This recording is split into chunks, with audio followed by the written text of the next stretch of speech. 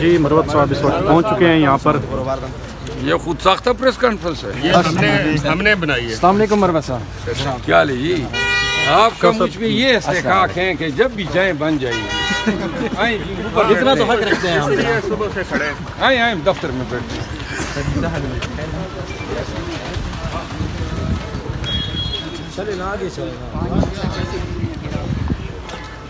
आयाम तो बस गुजर ही जाते हैं। हाँ, अल्लाह ताला इंसान को इस्तिकामत दे देता है।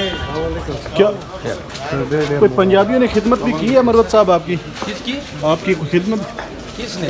पंजाब वालों ने। पंजाब में तो बहुत सारे वकला भी थे, जेल वाले भी थे, पुलिस वाले भी थे, हर एक ने अपने अंदाज से खिदमत की। आपको जो है वो कह रहे थे कि पंजाबियों ने जो है ना बेवफाई की आपके साथ, मतलब आपको पकड़वा दिया है। किसने? ये लोग कह रहे थे। केपी वालों ने जो है ना आपको नहीं पकड़ने दिया, तो पंजाब वालों ने फिर आपको छुड़वा भी दिया। पंजाब वालों ने तो मेरे साथ फुल सपोर्ट किया। उस वक्त मौके पर जितने वकला थे वो भिड़ गए थे इनके साथ, उन्होंने तो बड़ी कुर्बानी की। रात को मेरे लिए आए थे, छुड़ाया उन्होंने। तो भारत से जाएंगे फिर पंजाब में। पंजाब की कोई बात करें, भारत रोड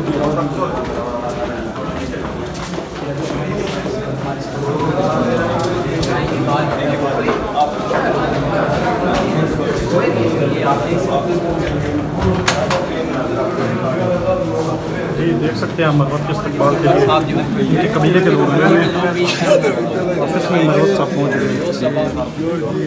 अस्सलाम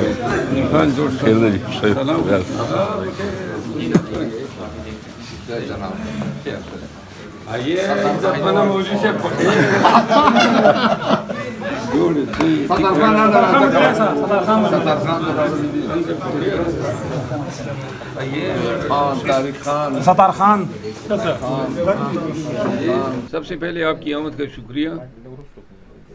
जैसा कि आपको इल्म है कि गुज़िश्ता हफ्ते में Lahore high court bar association के ज़ेर एहतमाम रूल ऑफ लॉ पे कन्वेंशन था, जिस पे उन्होंने मुझे मदऊ किया था।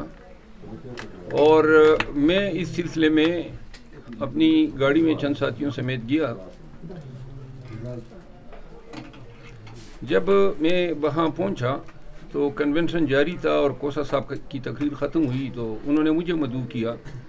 एतजाज़ एहसन साहब भी तशरीफ़ लाए थे, दीगर सीनियर वकला साहिबान भी मौजूद थे। मैंने कन्वेंशन से खिताब किया और जिसके बाद ILF के हमारे मरकज़ी सदर सैयद शादाब जाफरी साहब ने और जुबैर कसाना साहब जो हमारे पंजाब के प्रेसिडेंट हैं, उन्होंने मुझे मदऊ किया था गुफ्तगू के लिए और एक कप चाय के लिए। वहाँ से फ़ारिग होने के बाद मीडिया से कुछ गुफ्तगू हुई है और जब मेन रास्ते से जहाँ पे हमारी गाड़ी खड़ी थी उस गेट के नज़दीक था तो इतलाई के बाहर बड़ी तादाद में पुलिस आई हुई है। चूँकि पंजाब में मेरी दानिश में मेरे ख़िलाफ़ कोई पर्चा नहीं था, तो ये हक़ है पाकिस्तान के हर शहरी का कि उसको गिरफ़्तार करने से पहले बताया जाए कि आपके ख़िलाफ़ क्या चार्ज है। यूँ सीनियर वकला मेरे साथ मौजूद थे, ख़वातीन वकला भी थी।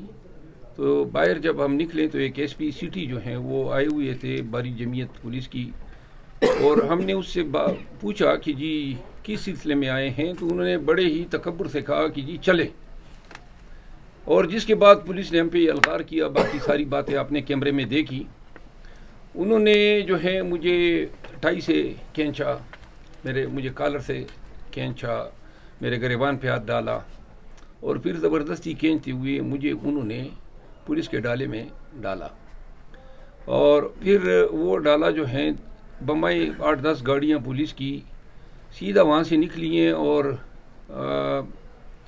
जो बिल्डिंग थी चौंग पुलिस स्टेशन जो हैं वहाँ पे ले गए। 1-1.5 घंटा वहाँ पे मैं बैठा, वहाँ पे उनका रवैया मेरे साथ अच्छा था, चाय पिलाई, और जिसके बाद वो मुझे ले गए कोट लखपत जेल। वहाँ जाके मुझे पता चला, जब जेल में मुझे अंदर किया, कि जी डीसी लाहौर जो एक खातून है और जो केयर टेकर चीफ मिनिस्टर की रिश्तेदार बताई जाती हैं, उन्होंने 3 MPO के तहत मेरी 30 अयाम की नज़रबंदी का आर्डर किया था। यूँ मुझे उन्होंने एक सेल में बंद किया, 8 बाई 10 साइज़ का सेल था, जिसमें छोटा सा एक ही कोने पे बाथरूम भी बना हुआ था। तो उस रात जब मैं नज़रबंद हुआ तो वहाँ पे न कोई मेट्रेस थी, न कोई तकिया था, न 2 चादरें थी, कंबल ब्लैंकेट वगैरह भी नहीं थे। और इनको कहीं न ज़रा थोड़ा सा खामोश हो जाएं। ये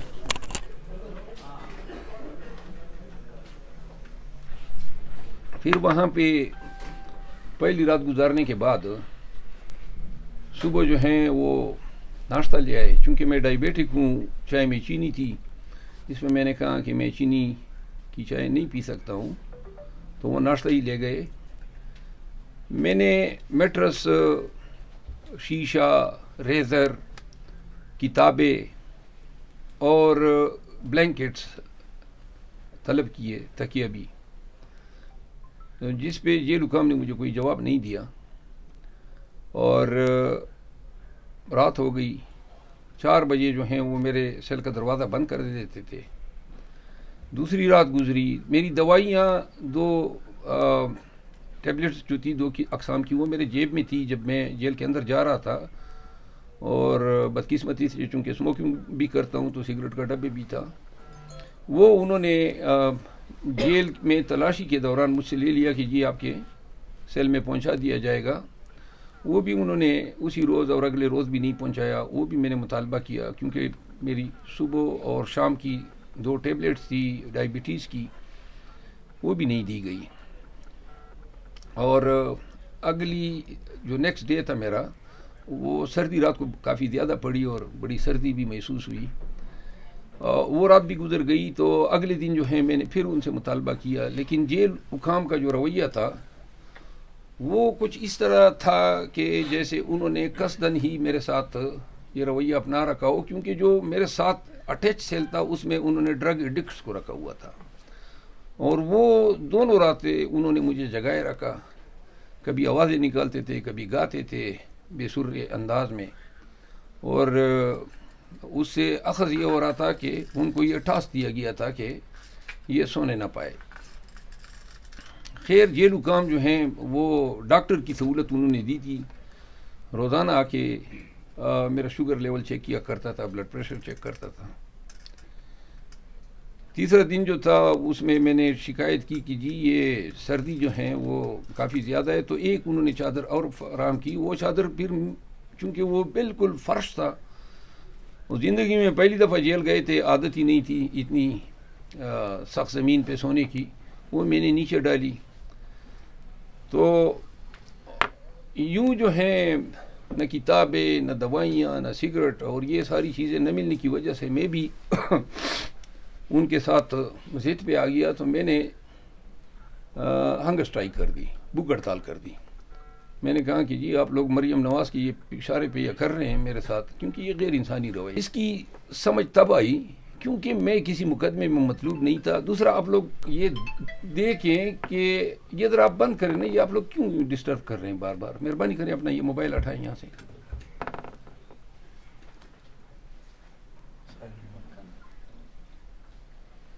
तो वो पंजाब पुलिस ने जो गिरफ्तारी की मेरी, तो ये अब सारी सूरत हाल कौम के सामने है।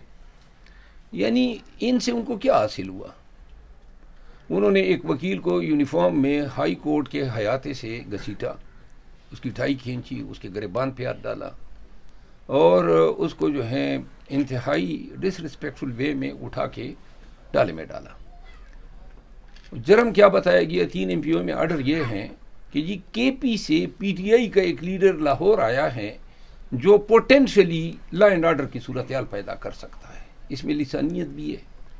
यानी डिप्टी कमिश्नर जिसके लिए छोटी सी लानत ज़रूर बनती हैं कि आपको अल्लाह ने अगर ये मनसब दिया है तो ये इसलिए दिए हैं कि आप इस तरह जो हैं एक हरकारे के तौर पे इस्तेमाल हो, लोगों की आज़ादी के साथ आप इस तरह खिलवाड़ करें। केपी से एक पश्तून पीटीआई का लीडर लाहौर आया है जो पोटेंशियली थ्रेट पोज कर सकता है लैंड ऑर्डर के लिए, ये हुक्मनामा था। अब मेरा जिस बर्बरियत के साथ उन्होंने मुझे अरेस्ट किया, पूरे मुल्क ने यह तमाशा देखा, इससे हुकूमत वक्त ने क्या गेन किया? क्या किसी की हमदर्दी हुकूमत के साथ बढ़ी है? या लोगों ने यह देखा है कि पीटीआई के एक लीडर को उन्होंने खामखा